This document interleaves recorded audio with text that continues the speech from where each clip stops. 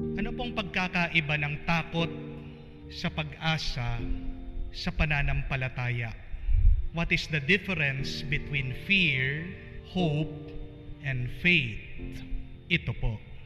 Fear is believing that the worst will happen. But hope is believing that the best will happen. And faith, it is believing, trusting in God that He will not allow the worst to happen and give you only the best. Tandaan niyo po yun. Ang takot ay yung paniniwala mo na yung pinakamasama, yan yung mangyayari.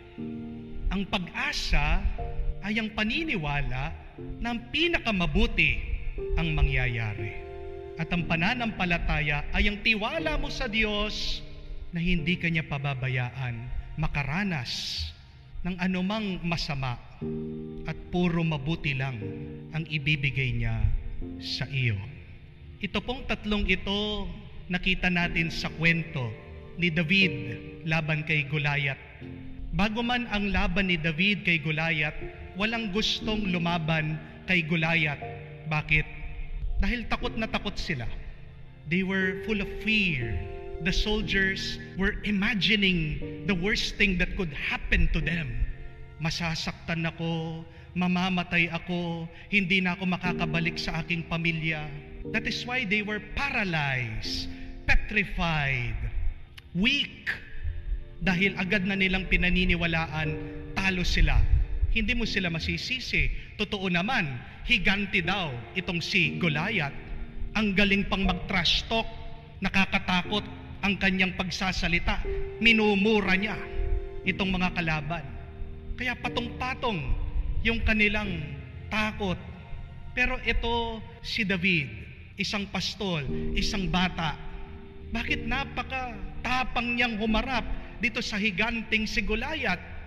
Bakit paniwala niya na kaya niyang talunin itong may karanasan sa digmaan? Ito ay dahil meron siyang pag-asa at meron siyang paniniwala sa Diyos. Have you noticed that? Bago daw siya makilaban dito sa higante, he proclaimed his faith.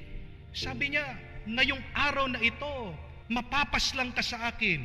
Ngayong araw na ito, ipapakita ko sa iyo, mas malakas ang aming Panginoon, ang aming Diyos, si Yahweh. He went there in the battlefield full of faith, believing the best result will come out. He was full of faith in the Lord that God will deliver him from the enemy. He was full of hope, pag-asa. Alam niya ang pinakamaganda, ang lilitaw, tagumpay ang kanyang makakamtan. The question now is, my dear friends, how about you? What is your fear? Ano yung iyong takot? Habang may takot ka, hindi ka makakagalaw, manghihina ka. Pag meron kang takot, minsan kahit na napakaliit ng problema, nagmumukhang napakalaki, parang higante. May takot ka sa iyong mga utang. Ano yung tumatakbo sa isip mo? Kukunin nila ang sasakyan mo, mawawalan ka ng bahay, paano kayo mabubuhay? May takot ka sa iyong sakit. Paano na lang pag namatay ako, kawawa na lang ang aking mga anak, paano ang aking asawa? May takot ka na baka umalis na ang iyong asawa, natatakot kang maging mag-isa. What is your fear? Kung meron kang takot, hindi ka mabubuhay ng masaya. Pero kung meron kang pag-asa at tiwala sa Diyos, abay, mapupuno ang iyong buhay. Imbis na isipin mo na mawawala ang iyong bahay, ang iyong sasakyan, ang iyong pera, bakit hindi ka maniwala na magtatagumpay ka sa iyong trabaho, sa iyong business, na darami ang pera, grasya na binibigay ng Diyos sa iyo? Bakit pinaniniwalaan mo na mamatay ka?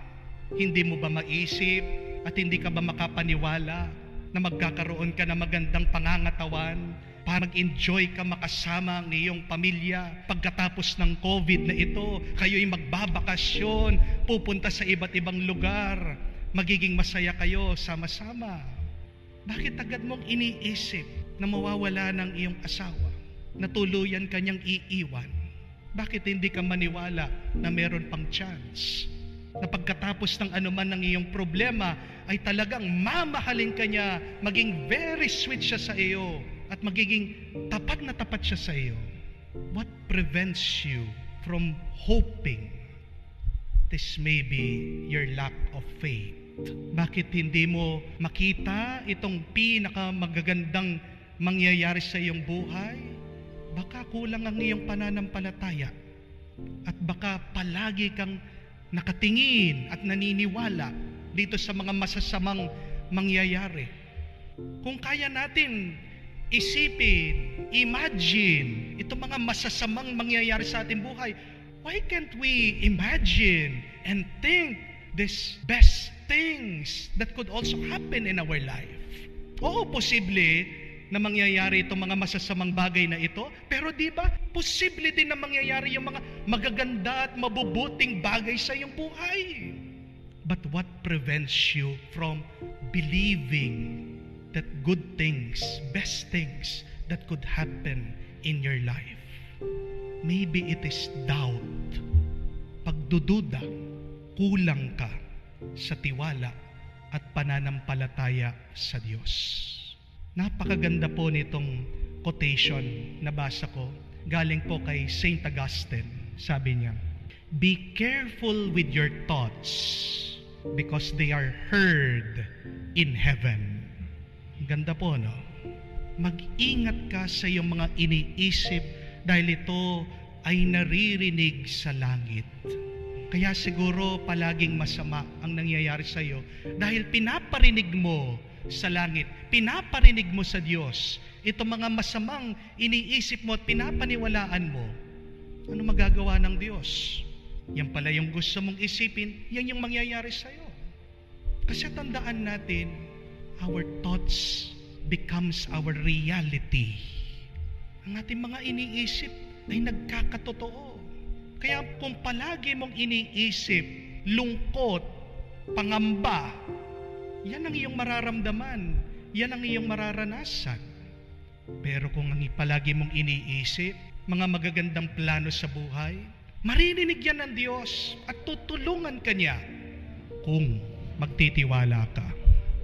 How can our hope become our reality? Have faith in the Lord. How can we remove our fears in our life? Have great faith in God.